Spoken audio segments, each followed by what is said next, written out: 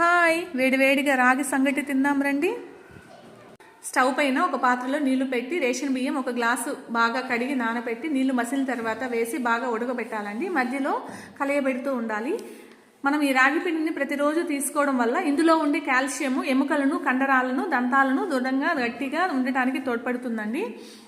ఇప్పుడు బాగా ఉడికిపోయిందండి. నేను రాగి పిండిని 3 గరిటెల చొప్పున వేసి ఒక 10 నుంచి 15 నిమిషాల పాటు ఉడకపెడతాను. అలాగే నేటి కాలంలో చాలామంది అధిక బరువు సమస్యను ఎదుర్కొంటున్నారు. బరువు తగ్గడానికి నానా ప్రయత్నాలు చేస్తున్నారు. అలాంటి వారు వైట్ రైస్కు బదులుగా ప్రతిరోజు రాగి సంగటి తీసుకుంటే వాళ్ళ శరీరంలో ఉండే అదనపు కొవ్వు అనేది కరుగుతుందండి. ఇప్పుడు బాగా ఉడికిపోయింది. కవ్వంతో నేను ఇది రాగి పిండిని అంతా కూడా మిక్స్ చేస్తున్నాను. ఇప్పుడు ఫాస్ట్గా మిక్స్ చేసి దాని ముద్దల్లాగా వచ్చేటట్టు బాగా కలియబెడతానండి.